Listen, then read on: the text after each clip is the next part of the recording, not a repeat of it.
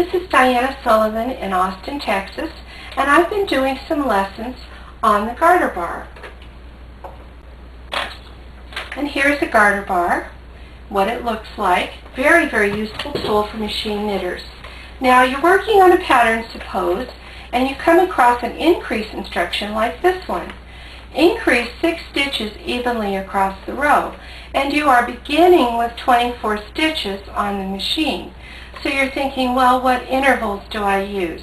Well, when you're increasing by a certain number of stitches, you can divide the 24 by that number of stitches to figure out how many stitches between an increase. But sometimes when it comes out evenly, there's a little problem.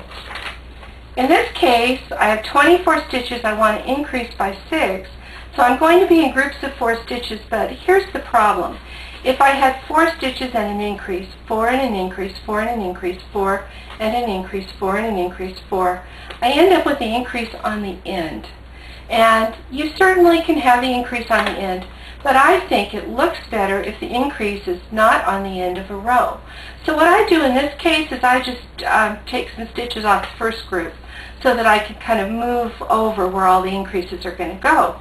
So in this case I would go 2 stitches, increase, 4, increase, 4, increase, 4, increase, 4, increase, 4, increase, and 2 left on the other end.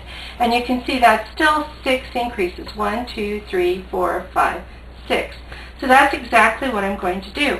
And I'm going to use the garter bar to move all of these stitches into position. This would be a lot of trouble with transfer tool. So, using the garter bar, the first step is going to be to bring the needles out.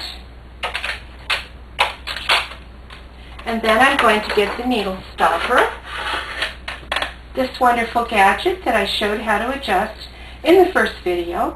And it goes here. The needle butts are under this, and the little groove things in the front are holding the needles still. The needles can't go anywhere because they are braced. They can't move this way, and they can't move this way. And then I'm going to take my cut credit card or ID card or whatever I use, nice sturdy plastic card, and open all the latches. And then I'm just going to take the garter bar and put stitches on it. I think I'll have the thread hanging loose. So the garter bar is in, all the hooks across, and I just kind of hold it out and I just tug all the stitches onto it. And as long as the stitches are poked on far enough so that they're below the white spot, they're really very secure. Now the next thing I've got to think about is I don't have enough needles, so if I start increasing, I better add some needles. I had 24, and I'm going to need 6 more, so let's add 3 here. And let's add 3 here. And these latches are all open, and I'm going to drop the stopper back on because I'm just very, very fond of my stopper. Okay, so starting on the right-hand edge, because I have the right number of needles, I'm just going to lay the garter bar down with the loops all over hooks.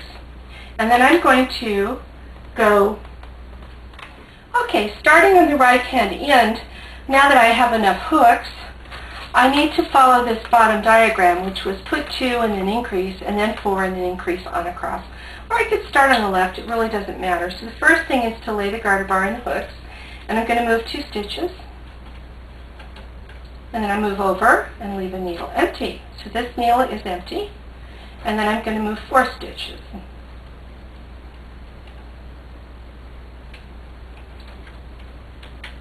Move over and do 4. 1, 2, 3, 4. Move over. Do 4. 1, 2, 3, 4. Move over. And do 4. 1, 2, 3, 4. Move over and do 4. Now since I picked out the needles ahead of time, I can keep myself from messing this up because I'll certainly have the right number of increases, won't I, if I end on the last needle. And good news, I did. Now there's another step. You can't just have these gaps because they make a hole. So what you do is you pick up the heel of the stitch Also, it's the stitch from the row below, and you just pick it up. You go to the one stitch on one side, or you could go to the stitch on the other side, and you just catch that heel and just pick it up and drop it on the needle. Done that twice. There we go. And you do that on a cross for your 6 increases. That fills in all the needles, so there will not be a hole. Now, if you want a hole, this would be a way to increase and have the holes. And that might be some kind of a decorative plan that you have. There we go. Put that on. And then this is the last one. Whoops. There we go. Now once that is done, you can go ahead and keep on knitting. You just rethread the machine, push the stitches back. The stopper normally comes off front first. Just lift the stopper off, and that'll make a very nice increase. Let me knit a few rows.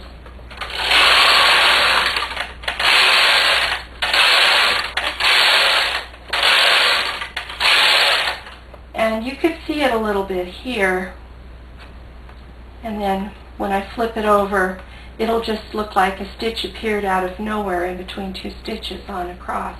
I think it would be very useful to take it off and flip it over. So let's do that.